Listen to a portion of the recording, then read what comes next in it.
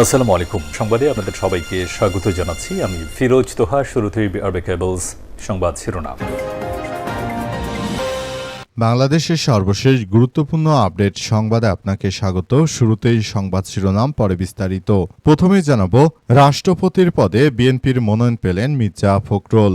রাষ্ট্রপতির পদে বিএনপির মনোনয়ন পেয়েছেন দলটির মহাসচিব ও স্থানীয় সরকার মন্ত্রী মির্জা ফখরুল ইসলাম আলমগীর। আজ দুপুরে সচিবালয়ে জ্যেষ্ঠ নেতাদের সঙ্গে বৈঠকে মির্জা ফখরুলের প্রার্থিতা চূড়ান্ত করেন বিএনপির চেয়ারম্যান এবং প্রধানমন্ত্রী তারেক রহমান।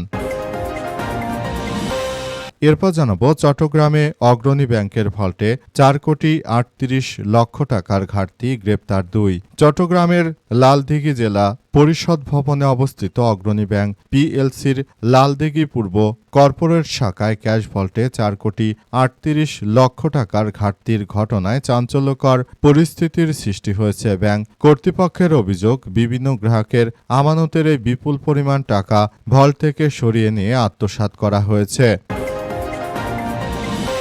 এদিকে গৃহবধূর সঙ্গে আপত্তিকর অবস্থায় আটক জামাত নেতা। পটুয়াখালীর বাউফলে গভীর রাতে এক গৃহবধূর ঘর থেকে আপত্তিকর অবস্থায় আতিকুল ইসলাম নামের যুব জামাত নেতাকে আটক করেছে স্থানীয়রা। রাতে উপজেলার পূর্ব ইন্দ্রকুল গ্রামে এমন ঘটনা ঘটে। এবারে জানাবো, আওয়ামী লীগের সাবেক এমপি মারা গেছেন। চাঁদপুর 2 মতলব উত্তর মতলব দক্ষিণ আসনে সাবেক সংসদ সদস্য, বাংলাদেশ বিমান বাহিনীর সাবেক প্রধান এয়ার ভাইস মার্শাল অবসরপ্রাপ্ত মোহাম্মদ রফিকুল ইসলাম মারা গেছেন। এবং সর্বশেষ জানাবো, স্বামীর বিশেষ অঙ্গ কাটায় স্ত্রী গ্রেপ্তার। নারায়ণগঞ্জের সিদ্ধিরগঞ্জে স্ত্রীর ইচ্ছার বিরুদ্ধে শারীরিক সম্পর্ক স্থাপনের চেষ্টার অভিযোগে স্বামীর গোপন অঙ্গ কেটে দেওয়ার অভিযোগ উঠেছে এক নারীর বিরুদ্ধে। এই ঘটনায় মোসাম্মদ সাবিকুন্নাহার মিম 28 নামের ওই নারীকে আটক করার কথা জানিয়েছে সিদ্ধিরগঞ্জ থানা পুলিশ। আজ 7টার দিকে সিদ্ধিরগঞ্জের নাসিক 3 নম্বর ওয়ার্ডের দক্ষিণ সানারপাড় এলাকা থেকে তাকে আটক করা হয়। গত রাতে এই ঘটনা ঘটেছে। বর্তমানে ঢাকা মেডিকেল কলেজ হাসপাতালে চিকিৎসাধীন রয়েছেন। তবে স্বামী জহিরুল ইসলাম, তিনি এই ঘটনা ঘটার পরই তার স্ত্রীকে মৌখিক তালাক দিয়েছেন। জহিরুল ইসলাম ময়মনসিংহ হালুয়াঘাট জামশেদ মোল্লার ছেলে এবং তার স্ত্রী একই এলাকার সাবিকুন্নাহার মিম মৃত মোস্তফা কামালের মেয়ে। তারা দক্ষিণ সানারপাড় এলাকায় শাহ আলম মিয়ার বাসায় বসবাস করছিলেন ভাড়াটিয়া হিসেবে। প্রিয় দর্শক, এতক্ষণ শুনছিলেন সংবাদ শিরোনাম, এবারে বিস্তারিত। তবে তার আগে বন্ধুরা, অনুরোধ থাকবে এই সংবাদটিতে একটি লাইক দিন। এই চ্যানেলে আপনি নতুন হয়ে থাকলে আমাদের সংবাদটি দেখতে দেখতে চ্যানেলটি সাবস্ক্রাইব করে রাখুন। কমেন্ট করে বন্ধুরা আপনার মূল্যবান মতামত জানিয়ে দিন আপনি বিশ্বের কোন দেশ থেকে বা বাংলাদেশের কোন স্থান থেকে আমাদের সংবাদটি দেখছেন এবং শুনছেন। আর বন্ধুরা, সংবাদটি আপনার সোশ্যাল মিডিয়া ফেসবুকে শেয়ার করে বন্ধুদেরও দেখার সুযোগ করে দিন। গাজা যুদ্ধে আপনি যদি নিরীহ ফিলিস্তিনিদের ভালোবেসে থাকেন, কমেন্টে ইয়েস লিখে পুরো বিশ্ববাসীকে আমাদের এই তাজা আপডেটটি দেখার সুযোগ করে দিন। এবারে বিস্তারিত। রাষ্ট্রপতির পদে বিএনপির মনোনয়ন পেলেন মির্জা ফখরুল ইসলাম। রাষ্ট্রপতি পদে বিএনপির মনোনয়ন পেয়েছেন দলটির মহাসচিব, স্থানীয় সরকার মন্ত্রী মির্জা ফখরুল ইসলাম আলমগীর। আজ সচিবালয়ে জ্যেষ্ঠ নেতাদের সঙ্গে বৈঠকে মির্জা ফখরুলের প্রার্থিতা চূড়ান্ত করেন বিএনপির চেয়ারম্যান ও প্রধানমন্ত্রী তারেক রহমান। বৈঠক শেষে মির্জা ফখরুল রাষ্ট্রপতির পদে প্রার্থিতার কথা ঘোষণা করেন বিএনপির জ্যেষ্ঠ যুগ্ম মহাসচিব রুহুল কবির রিজভী। একটু পর মির্জা ফখরুলের পক্ষে নির্বাচন কমিশনে মনোনয়নপত্র জমা দেওয়া হয়। একই সঙ্গে বিএনপির মহাসচিব মির্জা ফখরুল ইসলাম আলমগীর, তিনি ভবিষ্যতে আগামী 23তম রাষ্ট্রপতি হিসেবে তিনি বাংলাদেশের দায়িত্ব পালন করবেন। বিএনপির মহাসচিব মির্জা ফখরুল ইসলাম আলমগীর, তিনি 23তম রাষ্ট্রপতি হিসেবে দেশের নেতৃত্ব দেবেন, সেই বিষয়গুলো খুবই গুরুত্ব সহকারে দেখা হচ্ছে। বিএনপির মহাসচিব মির্জা ফখরুল ইসলাম আলমগীর দীর্ঘ রাজনৈতিক ক্যারিয়ারে তিনি বাংলাদেশের জন্য অনেক গুরুত্বপূর্ণ ভূমিকা পালন করেছেন। ফ্যাসিবাদের পতন থেকে শুরু করে দেশের বিভিন্ন গুরুত্বপূর্ণ সময় তিনি বাংলাদেশের হাল ধরেছেন। তারেক রহমান দীর্ঘদিন ধরে বিদেশে পলাতক থাকলেও তিনি দেশে শেখ হাসিনার কঠোর ব্যবস্থাপনার মধ্যে দেশে থেকে তারপর তিনি বাংলাদেশের ভূমিকা পালন করেছেন অবস্থায় তিনি এই মুহূর্তে রাষ্ট্রপতি হওয়াতে বিএনপির মধ্যে ব্যাপক আমেজ বিরাজ করছে। পাশাপাশি এই মুহূর্তে দেখা যাচ্ছে যে লেবারের ডেমোক্রেট পার্টি এলডিপির কর্নেল অলি আহমেদ তিনি মূলত দায়িত্ব পালন করছেন, আর সেটা হচ্ছে যে তিনি 11 দলীয় জোটের পক্ষ থেকে দায়িত্ব পালন করার জন্য তিনিও মনোনয়নপত্র জমা দিয়েছেন। চট্টগ্রামে অগ্রণী ব্যাংকের ভল্টে 4 কোটি 38 লক্ষ টাকার ঘাটতি, গ্রেপ্তার 2। চট্টগ্রামের লালদিঘি এলাকায় অগ্রণী ব্যাংকের ভল্ট থেকে মোট 4 কোটি 38 লক্ষ টাকা ঘাটতির ঘটনায় সেখানে আসলে গ্রেপ্তার করা হয়েছে 2 জনকে। তাদেরকে আটক করার পর বিষয়গুলো সামনে আসতে শুরু করেছে।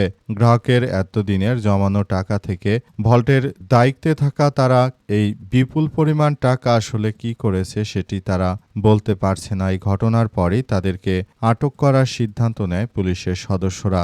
এই মুহূর্তে তাদেরকে আটক করা হয়েছে এবং জানা যাচ্ছে এই ঘটনাগুলো ঘটার পরই নতুন করে আবারও এক ভয়াবহ বিপর্যয়কর পরিস্থিতির সৃষ্টি হচ্ছে।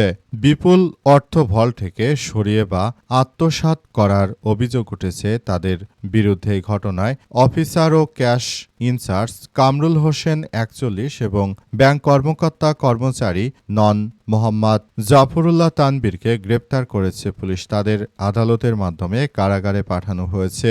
জানা গেছে যে দীর্ঘদিন ধরে তারা সেখানে দায়িত্ব পালন করছিলেন এবং তারা নিজেরা এই টাকাগুলো হয়তো তারা সরিয়ে নিয়েছে, কিন্তু এই মুহূর্তে তারা এই টাকা সরানোর বিষয়টি সবার সামনে প্রকাশ করছে না। তারা এমন একটি ভাব করছে মনে হচ্ছে টাকাটা তারা সরায়নি, টাকাটা এমনি এমনি গায়েব হয়ে গেছে, কিন্তু প্রকৃতপক্ষে ভল্টের থেকে কোনো টাকা আসলে গায়েব হওয়ার কোনো প্রশ্নই আসে না। অবস্থায় সবাইকে আরও সজাগ দৃষ্টি রাখার জন্য বলা হচ্ছে। গৃহবধূর সঙ্গে আপত্তিকর অবস্থায় আটক জামাতের যুব জামাত নেতা।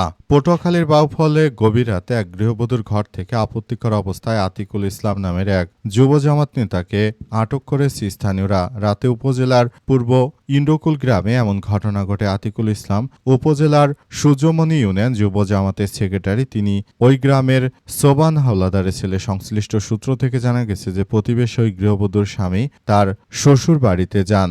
গভীর রাতে ওই গৃহবধূর ঘরে প্রবেশ করেন যুব জামাত নেতা আতিক। এ সময় ওই গৃহবধূর শ্বশুর টের পেয়ে চিৎকার শুরু করেন। তখন আশপাশের লোকজন এসে তাকে হাতে নাতে আটক করে। খবর পেয়ে আতিকের স্বজনেরা ঘটনাস্থলে এসে চড় থাপ্পড় মেরে তাকে নিয়ে যায়।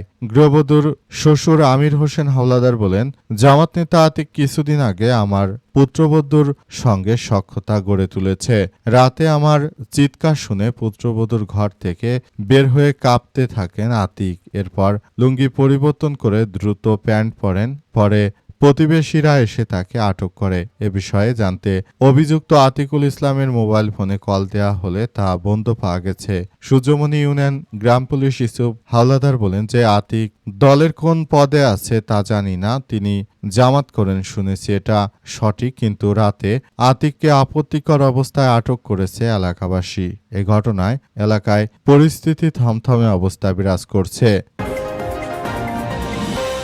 আওয়ামী লীগের সাবেক এমপি মারা গেছেন। চাঁদপুর 2 মতলব, উত্তর মতলব ও দক্ষিণ মতলব আসনের সাবেক সংসদ সদস্য, বাংলাদেশ বিমান বাহিনীর সাবেক প্রধান এয়ার ভাইস মার্শাল অবসরপ্রাপ্ত মোহাম্মদ রফিকুল ইসলাম মারা গেছেন। দুপুর 12টার দিকে ঢাকা সম্মিলিত সামরিক হাসপাতালে চিকিৎসাধীন অবস্থায় তার মৃত্যু হয়েছে। ইন্না লিল্লাহি ওয়া ইন্না ইলাইহি রাজিউন। তার ছোট ভাই তৌফিকুল ইসলাম বিষয়টি নিশ্চিত করেছেন। তিনি জানিয়েছেন যে আমরা তার মৃত্যুর ঘটনায় গভীরভাবে শোকাহত। মৃত্যুকালে স্ত্রী এবং এক ছেলে এক মেয়ে রেখে গেছেন এবং অসংখ্য গুণীজন। জানা গেছে যে তিনি বাংলাদেশ বিমান বাহিনীর সাবেক প্রধান হিসেবে দীর্ঘদিন দায়িত্ব পালন করেছেন। এরপর আওয়ামী লীগের রাজনীতির সঙ্গে তিনি জড়িয়ে পড়েন এবং এরপরই তিনি মূলত আওয়ামী লীগের রাজনীতি করার পর দীর্ঘদিন ধরে দেশের মধ্যে নানাবিধ সমস্যার মধ্যেও পড়েছিলেন। তিনি আসলে এই মুহূর্তে আওয়ামী লীগের এই ধরনের ঘটনাগুলো যে ঘটেছে সেটি আসলে খুবই ভয়াবহ এক বিপজ্জনক পরিস্থিতির মধ্যে পড়েছে। শেষ পর্যন্ত তিনি এখান থেকে বের হতে পেরেছেন এবং তার মৃত্যুর ঘটনার মধ্য দিয়ে তার জীবনের ইতি টানলেন তিনি। দীর্ঘদিন বাংলাদেশ বিমান বাহিনীতে তিনি দায়িত্ব পালনের সময় তিনি দেশের জন্য অনেক ভালো কিছু করার সুযোগ পেয়েছেন। তবে তিনি আসলে আওয়ামী লীগের ফ্যাসিস্টদের দালালি করার কারণে হয়তোবা রাষ্ট্রের জন্য তিনি ভালো কিছু উপহার দিতে পারেননি। তাই বিষয়টি আসলে সবার জন্য খুবই গুরুত্বপূর্ণ এক বিষয় হিসেবে আবির্ভূত হয়।